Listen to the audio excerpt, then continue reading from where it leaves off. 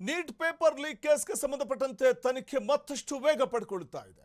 ಲೀಕಾಸುರರ ಬೆವರಿಳಿಸ್ತಾ ಇರುವ ತನಿಖಾಧಿಕಾರಿಗಳು ಪ್ರಕರಣದಲ್ಲಿ ಸಿಬಿಐ ಎಂಟ್ರಿ ಬೆನ್ನಲ್ಲೇ ಈ ಬೆಳವಣಿಗೆ ಕಂಡು ಬರ್ತಾ ಇದೆ.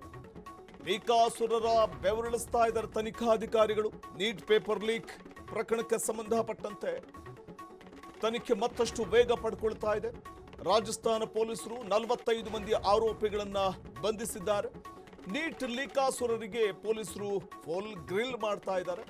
ರಾಜಸ್ಥಾನ ವಿಶೇಷ ತನಿಖಾ ದಳ ಕಾರ್ಯಾಚರಣೆ ನಡೆಸ್ತಾ ಇದ್ದು ಈಗಾಗಲೇ ದೇಶಾದ್ಯಂತ ನೀಟ್ ಎಕ್ಸಾಮ್ ಕ್ಯಾನ್ಸಲ್ ಆಗಿದೆ.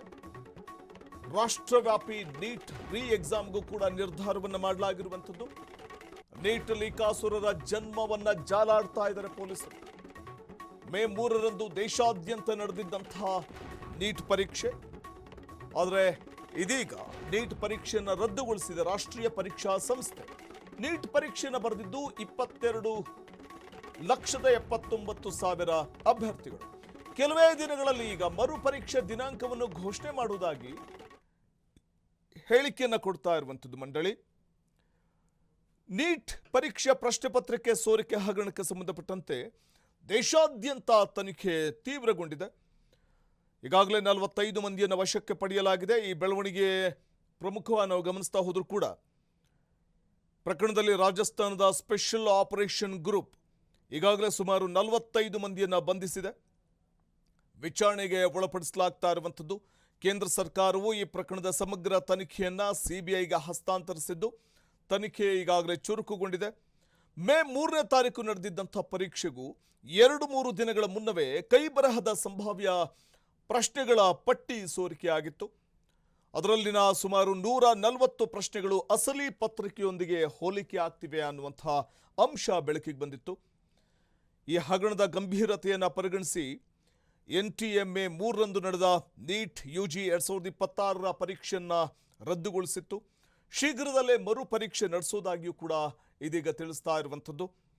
ಮಹಾರಾಷ್ಟ್ರದ ನಾಸಿಕ್ನಲ್ಲಿ ಶುಭಂ ಖೈರ್ನಾರ್ ಅನ್ನುವಂಥ ಆರೋಪಿಯನ್ನು ಈಗಾಗಲೇ ಬಂಧಿಸಲಾಗಿದೆ. ಈ ಜಾಲ ಹಲವು ರಾಜ್ಯಗಳಿಗೆ ಹಬ್ಬಿರುವಂಥ ಸಾಧ್ಯತೆ ಕೂಡ ಇದೆ. ತನಿಖೆ ನಡೆಸ್ತಾ ಇರುವಂಥ ಪೊಲೀಸರು. ಮತ್ತೊಂದು ಕಡೆ ಸಿಬಿಐ ಕೂಡ ಎಂಟ್ರಿ ಕೊಟ್ಟಿದೆ. ಪ್ರಮುಖವಾಗಿ ಮೇ 3ನೇ ತಾರೀಕು ನಡೆದಿದ್ದಂಥ ಪರೀಕ್ಷೆ, ಅದರಲ್ಲಿ ಪ್ರಶ್ನೆ ಪತ್ರಿಕೆ ಸೋರಿಕೆ ಆಗಿತ್ತು ಅನ್ನುವಂಥ ಒಂದು ವಿಚಾರವನ್ನೇ ಮುಂದಿಟ್ಕೊಂಡು ಪರೀಕ್ಷೆಯನ್ನು, ನೀಟ್ ಎಕ್ಸಾಮನ್ನು ಕ್ಯಾನ್ಸಲ್ ಮಾಡಲಾಗಿತ್ತು. ರಾಷ್ಟ್ರವ್ಯಾಪಿ ಈಗ ನೀಟ್ ರೀ ಎಕ್ಸಾಮ್ಗೆ ನಿರ್ಧಾರವನ್ನು ಕೂಡ ಕೈಗೊಳ್ಳಲಾಗಿದೆ. ಇನ್ನು ನೀಟ್ ಲೀಕಾಸುರರ ಜನ್ಮವನ್ನು ಜಾಲಾಡ್ತಾ ಇರುವಂತಹ ಪೊಲೀಸರು ಈ ಪ್ರಕರಣದಲ್ಲಿ ಮಹಾರಾಷ್ಟ್ರದ ನಾಸಿಕ್ನಲ್ಲಿ ಶುಭಂ ಖೈರ್ನಾರ್ ಅನ್ನುವಂಥ ಆರೋಪಿಯನ್ನು ಈಗಾಗಲೇ ಬಂಧನಕ್ಕೊಳಪಡಿಸಲಾಗಿದೆ. ಮತ್ತು ನಾವು ಗಮನಿಸ್ತಾ ಹೋದರೆ ಈ ಪ್ರಕರಣ ಅಥವಾ ಈ ಒಂದು ಹಗರಣ ಏನು ನಡೆದಿದೆ, ಈಗಾಗಲೇ ಹಗರಣದ ಗಂಭೀರತೆಯನ್ನು ಪರಿಗಣಿಸಿ NTA ಮೇ 3ರಂದು ನಡೆದ ನೀಟ್ UG 2026 ಪರೀಕ್ಷೆಯನ್ನು ರದ್ದುಗೊಳಿಸಿದೆ ಮತ್ತು ಶೀಘ್ರವೇ ಮರುಪರೀಕ್ಷೆ ನಡೆಸ್ತೀವಿ ಅಂತ ಕೂಡ ಹೇಳ್ತಾ ಇದ್ದು. ಮತ್ತು ಇಂಥ ಸಂದರ್ಭದಲ್ಲಿ ಈ ಪ್ರಕರಣದಲ್ಲಿ ಪ್ರಶ್ನೆ ಪತ್ರಿಕೆ ಸೋರಿಕೆ ಆಗಿದೆ ಅಂತಂದಾಗ ಸಹಜವಾಗಿಯೇ ಕಷ್ಟಪಟ್ಟು ಓದಿದಂಥ ಪ್ರತಿಭಾವಂತ ಅಭ್ಯರ್ಥಿಗಳಿಗೆ ಬಹುದೊಡ್ಡ ಅನ್ಯಾಯ ಆಗಿಬಿಡುತ್ತೆ. ಸೊ ಹಾಗಾಗಿ ಈ ಪ್ರಕರಣದಲ್ಲಿ ಪ್ರಶ್ನೆ ಪತ್ರಿಕೆ ಸೋರಿಕೆ ಆಗಿದೆ ಅನ್ನುವಂಥ ಒಂದು ವಿಚಾರವಾಗಿಯೇ ಮರು ಪರೀಕ್ಷೆಗೂ ಕೂಡ ನಿರ್ಧಾರವನ್ನು ತೆಗೆದುಕೊಳ್ಳಲಾಗಿರುವಂಥದ್ದು. ಈಗಾಗಲೇ 45 ಮಂದಿಯನ್ನು ವಶಕ್ಕೆ ಪಡೆಯಲಾಗಿದೆ. ಕೇಂದ್ರ ಸರ್ಕಾರ ಈ ಪ್ರಕರಣದ ಸಮಗ್ರ ತನಿಖೆ ನಡೆಸುವಂತೆ ಈಗಾಗಲೇ ಸಿಬಿಐಗೆ ಹಸ್ತಾಂತರಿಸಿರುವಂಥದ್ದು. ಈ ಪ್ರಕರಣವನ್ನು ಮೇ 3ನೇ ತಾರೀಕು ನಡೆದಂಥ ಪರೀಕ್ಷೆಗೂ 2-3 ದಿನ ಮುಂಚೆ ಕೈಬರಹದ ಸಂಭಾವ್ಯ ಪ್ರಶ್ನೆಗಳ ಪಟ್ಟಿ ಕೂಡ ಸೋರಿಕೆಯಾಗಿತ್ತು. ಇದೊಂದು ರೀತಿಯಲ್ಲಿ ಸುಮಾರು 140 ಪ್ರಶ್ನೆಗಳು ಅಸಲಿ ಪತ್ರಿಕೆಯೊಂದಿಗೆ ಹೋಲಿಕೆಯಾಗಿವೆ ಅನ್ನುವಂಥದ್ದು ಬಯಲಾಗಿತ್ತು. ಮತ್ತು ಈ ಪ್ರಕರಣ ಭಾರೀ ಸದ್ದು ಮಾಡಿತ್ತು, ಭಾರೀ ಚರ್ಚೆಗೂ ಒಳಪಟ್ಟಿತ್ತು. ಸುಮಾರು 22 ಲಕ್ಷಕ್ಕೂ ಅಧಿಕ ಮಂದಿ ಬರೆದಿದ್ದಂಥ ಒಂದು ಎಕ್ಸಾಮ್ ನೀಟ್ ಪೇಪರ್ ಲೀಕ್ ಕೇಸ್ಗೆ ಇದೀಗ ತನಿಖೆಯ ಹಾದಿ ತುಳಿದಿರುವಂಥ ತನಿಖಾಧಿಕಾರಿಗಳು ಲೀಕಾಸುರರ ಬೆವರಿಳಿಸ್ತಾ ಇದ್ದಾರೆ. 45 ಮಂದಿಯನ್ನು ಬಂಧಿಸಲಾಗಿದೆ. ಈ ಪ್ರಕರಣದ ಜಾಲ ಹಲವಾರು ರಾಜ್ಯಗಳಿಗೆ ವ್ಯಾಪಿಸಿರುವಂಥ ಸಾಧ್ಯತೆ ಇರುವುದರಿಂದಾಗಿ ಪ್ರಕರಣದ ಸಮಗ್ರ ತನಿಖೆ ನಡೀತಾ ಇದ್ದು ಬಹಳ ಗಂಭೀರವಾಗಿ ಪರಿಗಣಿಸಿದೆ ಕೇಂದ್ರ ಸರ್ಕಾರ. ಹಾಗಾಗಿ ಈ ಪ್ರಕರಣದ ತನಿಖೆಯನ್ನು ಕೈಗೆತ್ತಿಕೊಂಡಿರುವಂಥ ಸಿಬಿಐ ಬಹಳ ಕೂಲಂಕುಷವಾಗಿ ತನಿಖೆ ನಡೆಸ್ತಾ ಇದೆ. ಅದರ ಜೊತೆಗೆ ಸ್ಥಳೀಯ ಪೊಲೀಸರು ಕೂಡ ಈ ಪ್ರಕರಣದ ತನಿಖೆ ನಡೆಸ್ತಾ ಇದ್ದಾರೆ. ರಾಷ್ಟ್ರವ್ಯಾಪಿ ನೀಟ್ ರೀ ಎಕ್ಸಾಮ್ಗೂ ಕೂಡ ಇದೀಗ ನಿರ್ಧಾರವನ್ನು ಮಾಡಲಾಗಿದೆ ಮತ್ತು ದಿನಾಂಕ ಸದ್ಯದಲ್ಲೇ ಘೋಷಣೆ ಆಗಲಿದೆ.